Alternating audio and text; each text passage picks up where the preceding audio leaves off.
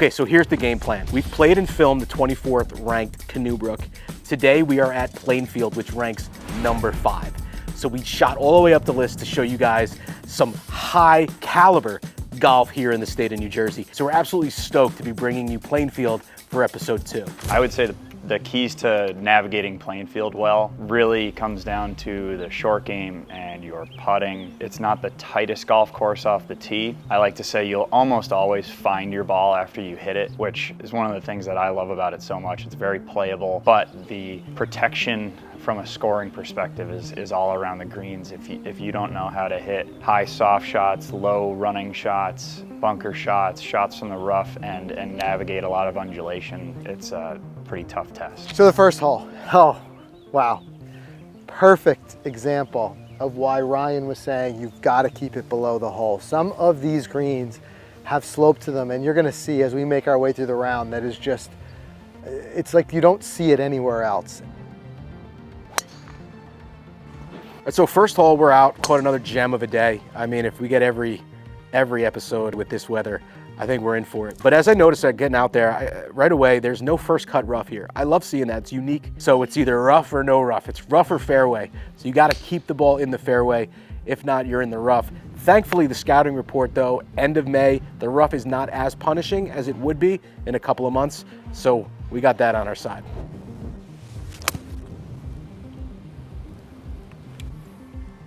Hadn't gotten a chance to warm up, so I didn't get a real feel for the green speeds, but this one's on me. I just put a little too much pace on it and it rolled right off the green. All I could think was keep it on the green. Wow. Welcome to Plainfield. All I can tell you is that's some foreshadowing. Be ready for what you're about to see, because these greens get above those holes and the putts start adding up real quick. There's been many times where I've been out playing with people who hadn't been here before, and 3 or 4 holes in, they go, is this a Donald Ross? Because you can absolutely tell whether you knew it or not going into it. The undulations are unique, I would say. There's a lot of pretty interesting green complexes that I actually haven't seen at other Ross courses before, but there's also the sort of traditional turtle-backed shaped ones with false edges and sort of an infinity look, specifically on our second hole. That's one of the tougher approach shots from a holding the green perspective, and you just get kind of this unique feel from one hole to the next. No 2 holes here really feel the same, and that's true from a course layout perspective, but also from a green complex perspective. Okay, catch a piece of that green. I hit the green, let's just see if it held. It flew right to the middle. All right, Plainfield, excited for this one, but a little bit nervous because Donald Ross has beat us up plenty of times. We did a trip down to Pinehurst a couple years ago, and I still have some nightmares. Some nights I'm still staring at the ceiling thinking about some of those greens, and I'm not the best with a flat stick, so I know that it's gonna be a challenge getting out there this Donald Ross course, and it might just be the only Donald Ross that we play on this road to Pine Valley. No break this way? No. Wow. Interesting. The third hole is your first par 3 of the day. Water hazard all down the right. It's a pretty large pond. It also kind of extends in front of the green, but it would take a pretty poorly struck shot to come up short and in the water. You really have to avoid hitting it to the right. However, the bailout is no picnic either. If you hit it left of the green, you're typically gonna end up in a fairly deep and very flat bunker, which doesn't do you any favors. I think lots of people, in an effort to not go right, end up in that bunker, and then they end up hitting the bunker shot in the water as sort of a penalty for bailing out over there. So that's a tough one to navigate because you really have to commit to your tee shot. Anything on the green is a really great result. I think most of the time I would advise maybe hitting 1 club less and aiming at the left edge of the green. If you end up on the front chipping area, it's a much more manageable spot than really anywhere left, right, or long. Get it! Whew. Plainfield is a course that I've been fortunate enough to play at before. I played it once during PGA Tour Media Day back in 2015. So we're going back 8 years. I mean, it's been a long time. And back then the rough was absolutely punishing, grabbing. The greens were running at lightning 13s probably. So it was my first true test of PGA Tour caliber golf when I came here for Media Day. But I've been back once or twice, I think, with Ryan Hager, director of golf, who, by the way, massive thank you to Ryan, who he does, you know, a lot of great things for the channel. We've done some playing lessons, we've done some in-studio lessons, and he's been so kind to let us come out here and film this today. So hats off to him and his team here. World class par right there. Whoa, wow, pars are not easy at Plainfield.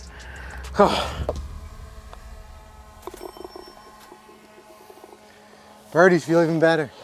They sure do. They feel even better. All right, so the 5th hole is the first par 5 that we're gonna see today.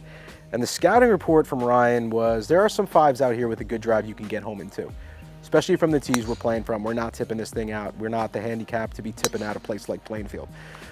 So great drive right down the middle. Here I'm standing over 214 yards home, pulling 4-iron. Let's get it up there. Let's get it on the green. Let's maybe putt for eagle, 2 putt for birdie. Let's see.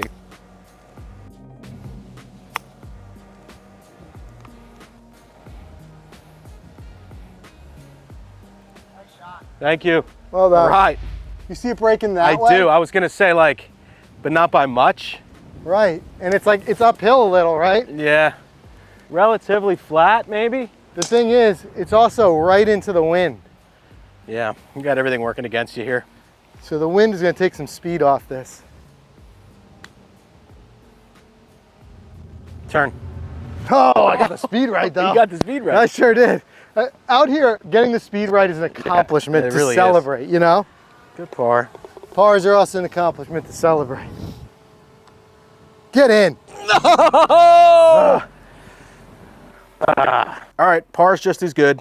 Let's pick it up. Let's move on. So Gil Hanse performed an extensive restoration in the late 90s, early 2000s. It took a few years to get the job done, I believe. But I mean, we were lucky we got Gil before he was the hottest commodity in golf course design and restoration, and did an incredible job. I certainly wasn't around here then to play the course as it was, but from the photos I've seen, the course is almost unrecognizable. The tree-lined sort of density along each hole made it impossible to sort of see the rest of the golf course. And now one of my favorite parts of Plainfield is sort of cresting the first green, walking to the second hole, and then the course just sort of opens up in front of you, and you can vastly see across the entire property now. And I guess the time of day matters, but if you're out there around 7 p.m. in the summertime, golden hour, and you're seeing sort of the shadows and stuff like that from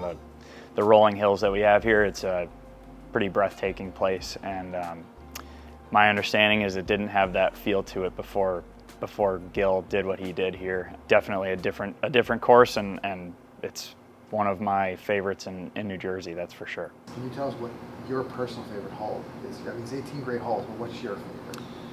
I think I would say 7 is probably my favorite hole. It's an awesome par 4. The approach shot on 7 is one of the more challenging ones because the green slopes from front to back.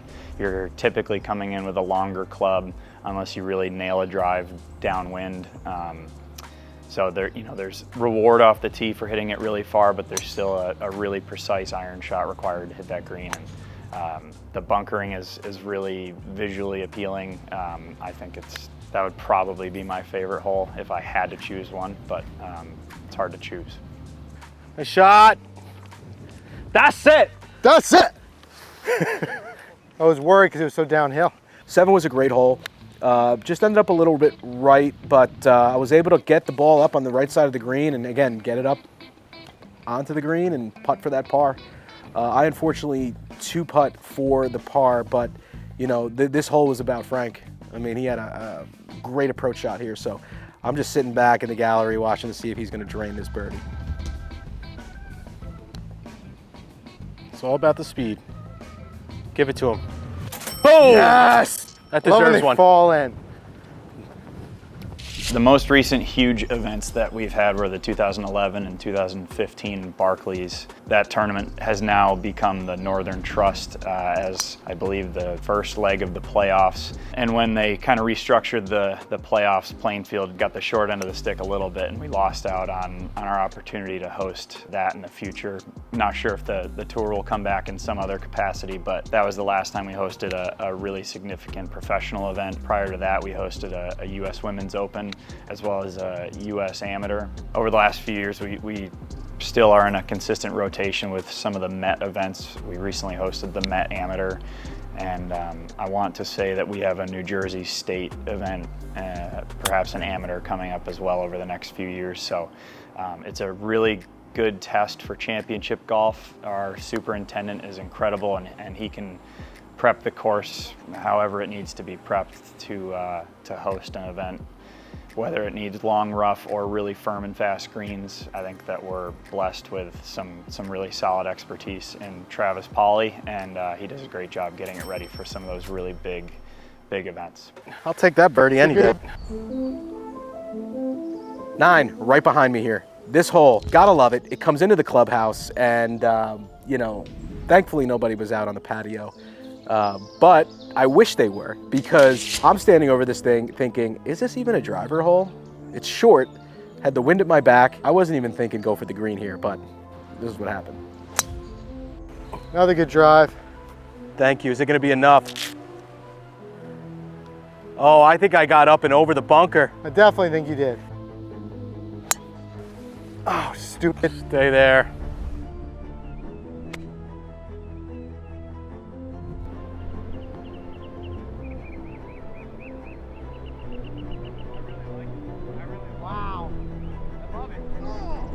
All right, I flew this green. I can't believe it. I'm looking all over the place for my ball, but I'm up here. But let me tell you something. This might be the most dangerous putt I've ever been faced with. I'm just hoping to get out of here with a 3-putt par and make the turn.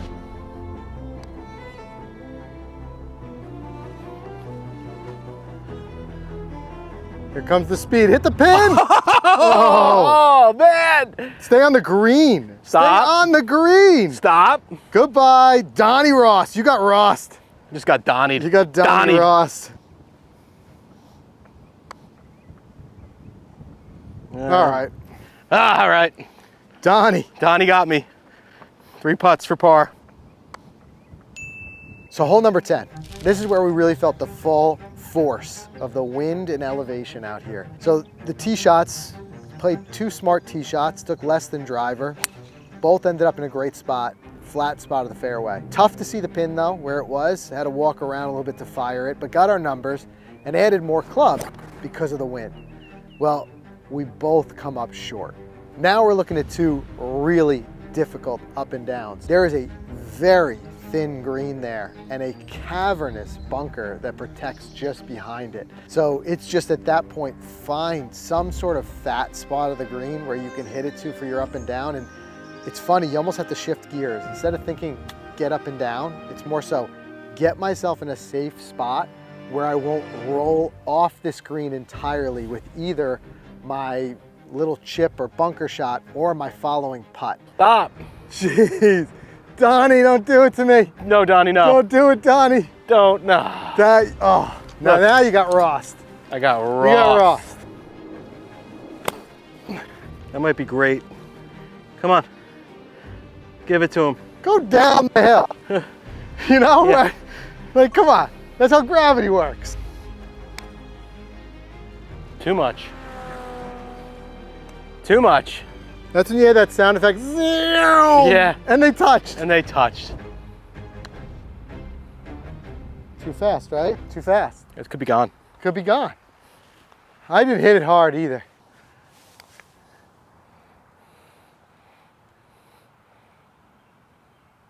That's as good as you can do up that hill. Jeez, right? Double bogey. Ugh. We've got a 130-yard par 3 that our membership calls the shortest par 5 in New Jersey. It's our 11th hole is diabolical around the greens, and it requires an excellently precise sort of short iron shot in, and if you don't execute that, you're going to have a really hard time making a bogey. Be the right distance. It's right at it. Stop! Stay on the green. Stay on the green. Stop! Stay. Stay. Will it? Oh, is it a bunker? Oh my God, it's hilarious. That's why funny, they right? call it the shortest par 5 in New Jersey. That's it.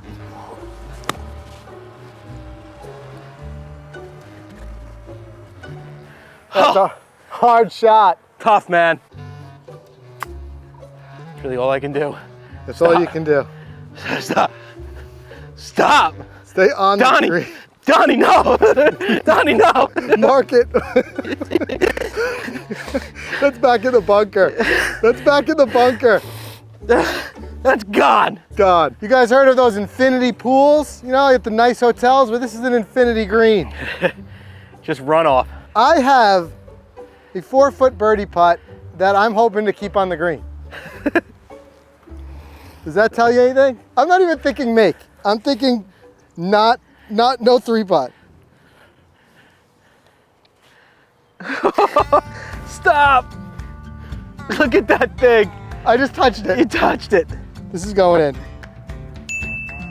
Our 12th hole is probably the most photographed. It's our signature hole. It's an awesome par 5.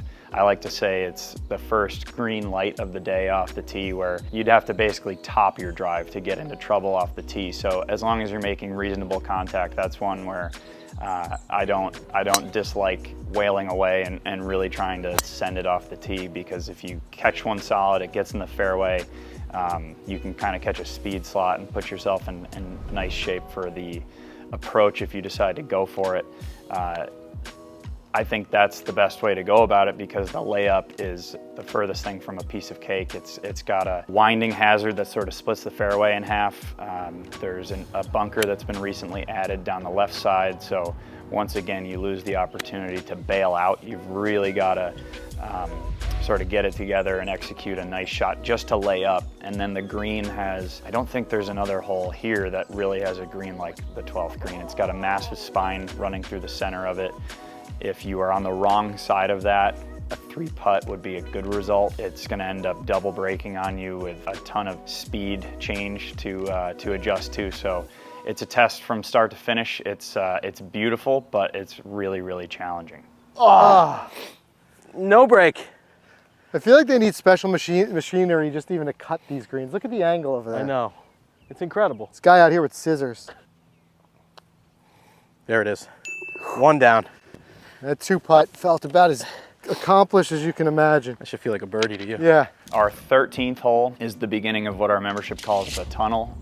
13, 14, and 15 are actually not Ross designed holes. They were designed by the head pro of the club, seems like a million years ago. I don't know the exact dates, but they were added to sort of make use of what the 16th, 17th, and 18 holes used to be, so that we could create a driving range. The club didn't have one until that happened, so those holes were added a long time ago. And famously, Jason Day, the year that he won, hit his drive off to the right. He found it pretty close to the out-of-bounds fence in the rough with seemingly no shot at the green, but miraculously he hit some kind of a short iron up through a gap in the trees and hit it to about 20 feet for birdie, which I believe he made the putt. It's a really flat green, so it would have left him with a pretty straight look at a birdie.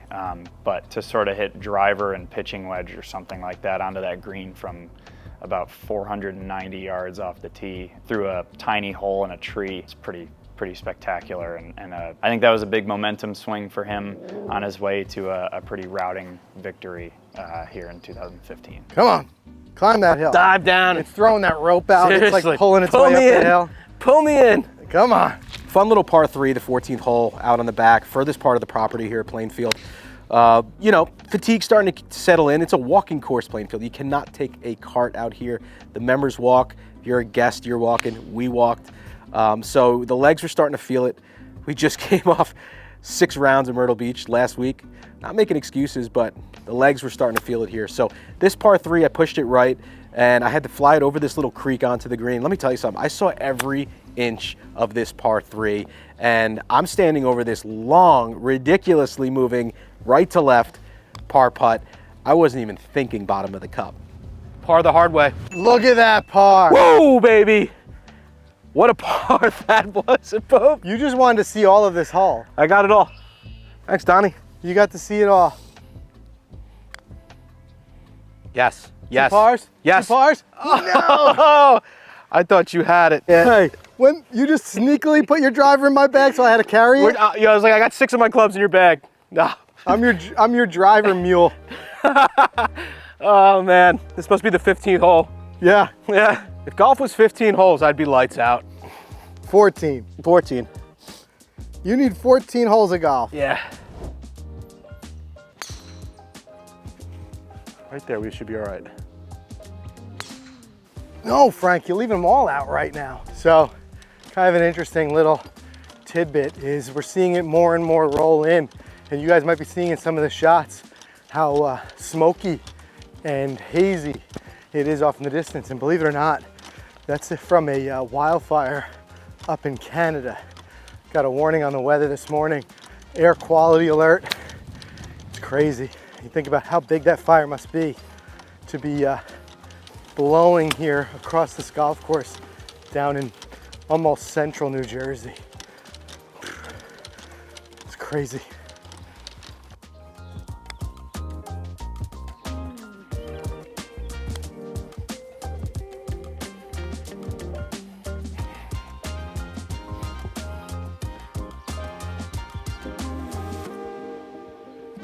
On the 16th hole, I hit probably my best drive of the day.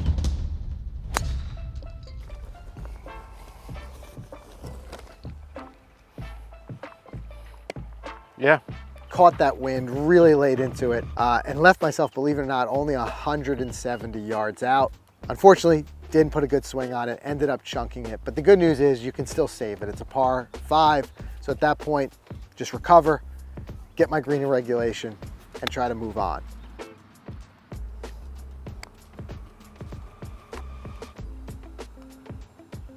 All right.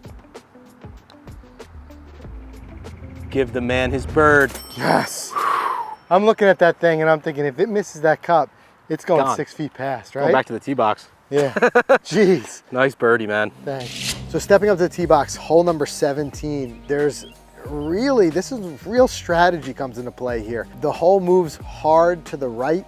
There's 3 trees, 2 protecting kind of like the front side of the fairway and 1 in the back.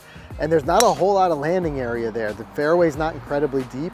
So either you have to work the ball from left to right to follow that fairway, that narrow path of a fairway, or you have to take less club and just try to land it in the fairway. So this one is gonna take some real decision making stepping up to this tee. You thought you were in the road, man.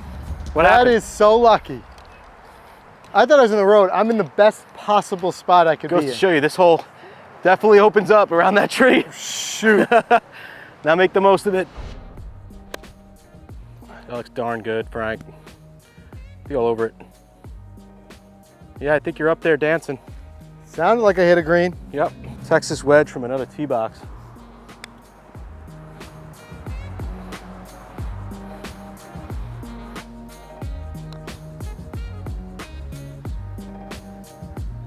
Yeah. It didn't go that way at the end. I thought it would. Yep. Oh. That would have been a hell of a par. Damn you. Tee box 2 putt. Tee box 2 putt. Tee box 2 putt would have been something special. So the 18th hole, our finisher, has been the finisher, I believe, in all the major tournaments that we've hosted. Sometimes they flip-flop a couple holes around and reroute the course, but I believe that for the most part, the 18th has been the finisher. And specifically in the Barclays, they would move the tees up quite a bit, and it was I want to say Dustin Johnson was hitting 3-wood up like over or left or right of the green each of the days that he played it the year that he won. And then in the 15 Barclays when Jason Day won, I think the same thing kind of happened. Most players would risk it and go for the green. That's one of the more challenging putting surfaces here as well. Huge false front. I think one of the most important things is hitting it up there. So visually, it's beautiful, it's intimidating, but it's short and can play a little bit more gettable if you decide to hit a fantastic drive to end your day. Finish this with a couple birds or what? I got a par putt. 'Cause I just Finish this with a couple pars or what? Well, you got a nice birdie out. It's gonna Donnie me so hard. Yeah. I might be left of your line. You want me to move that? Nah, what's the Let's chances, move it. right? I'm gonna move it. We are one day gonna get you a proper ball marker. Yeah, one day. I'm not there yet. For your 41st. Thanks. Not nearly high enough. Not even close to my line. No, because it didn't come high enough, all right? Yep. Still a good par. Take it and run. Take her and run on this hole. One more crack at this Donnie green complex We're here. gonna do this for you. Love it. There it There it is. Well done. Plainfield. All right, Number 5 vibes. let's go. Where are we going next? In the next episode of Inside the Gates. That's how it's done. So I believe what makes Mountain Ridge special is that the golf course is playable at every level. What are you picking? The Alta Gracia 2012. Look at the runoffs. Yeah, They're just in the right area. Yeah. The golf course, you never get tired of it. It's right out there in front of you.